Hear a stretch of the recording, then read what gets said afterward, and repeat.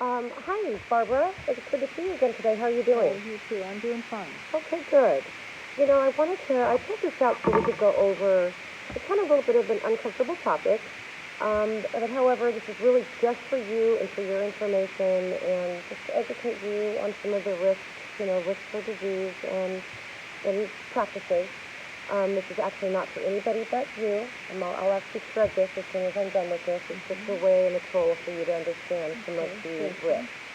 Okay, so you're comfortable going over with some of the different history of the health and sexual topics? Yeah. Okay.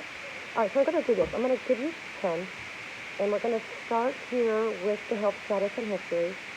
So you can see here, like at the top here is high risk, or at the bottom is no risk. So if we start here, just go ahead and circle. Are you sick right now?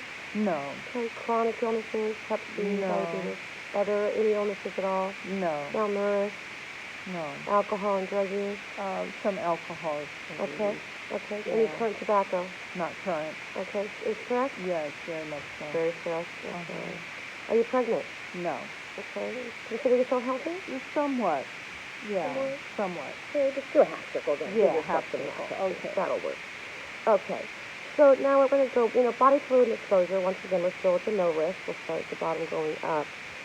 Just so you know that saliva, sweat, urine, tears, feces, these don't have any of these fluids, do not have any risk as far as exposure. And just so you know that people don't know some of these things. However, when you go up towards the risk scale, body fluid exposure, here's where there is risk. Is there any breast milk exposure? No. Any vaginal fluid exposure? No. Semen? Yes. Okay, go ahead and circle that. Blood? No. Exposure? Look it up. So there's one category there. Pretty good.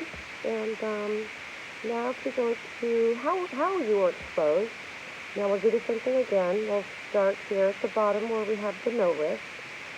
Intact skin, anything that's intact would be no risk as far as exposure. Do you have any nose? No. No, I'm fine. You have your eyes.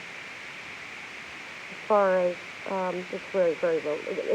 That's a very low risk as far as to have those areas exposed to things. Okay. Yeah. Yes.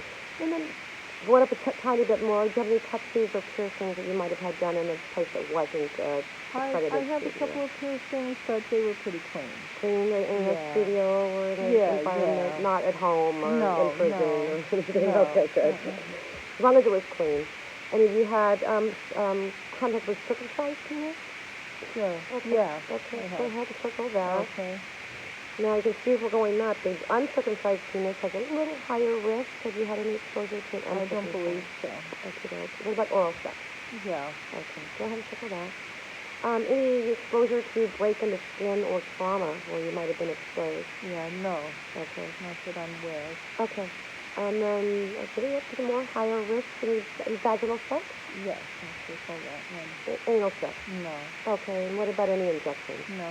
Okay, good. Okay, so as far as the amount of exposure, I'm going to ask you to go ahead and take, go ahead and put an X in. Have you ever had a transfusion? No. Okay. And then here we've got repeated exposures, occasional, and one. Go ahead and put an X where you feel that you might, probably where you might land. Okay. Occasional exposures. Yeah. Okay. Okay, so this is what we're going to do. This here is your history, and this is, you guys can see you're right there kind of in the middle.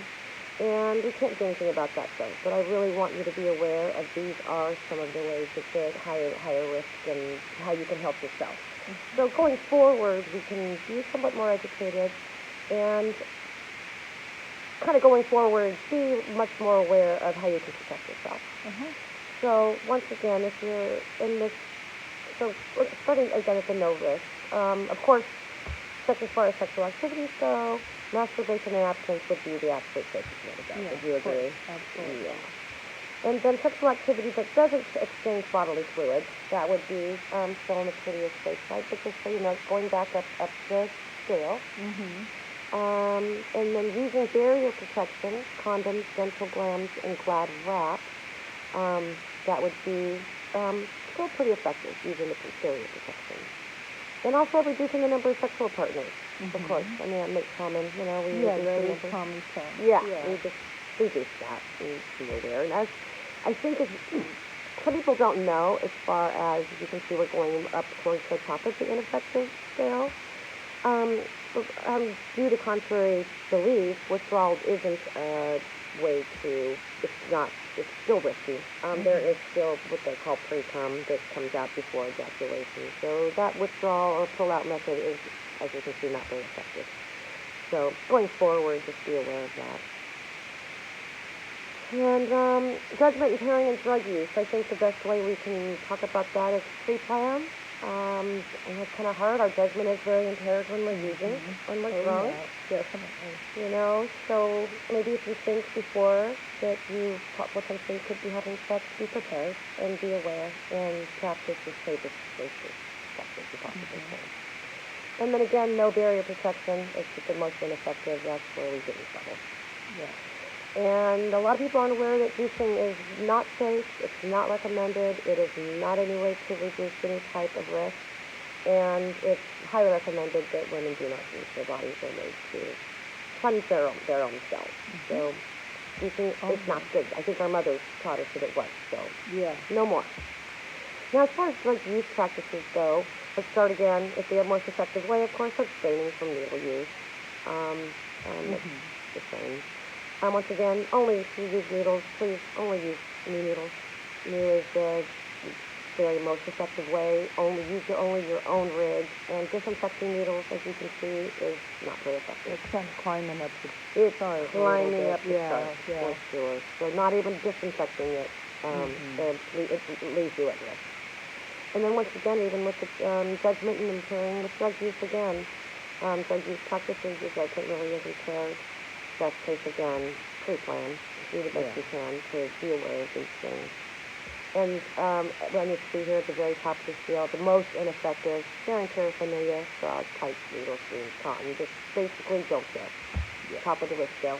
Yes. And I think this gives you a pretty good idea. That makes sense to you? It does make sense to me, absolutely, and I appreciate you taking the time to go over this with me. Yes, good. I just want you to aware of that, so that's it for you. So I'm going to just I think I can let you take that, or I'll just go ahead and shred it. Okay, let's go ahead and shred it. Okay, I'll do that. And thank you, Barb, and then I'll see you next week. All right. Okay, it was good. Nice to see you. I'll talk to you soon.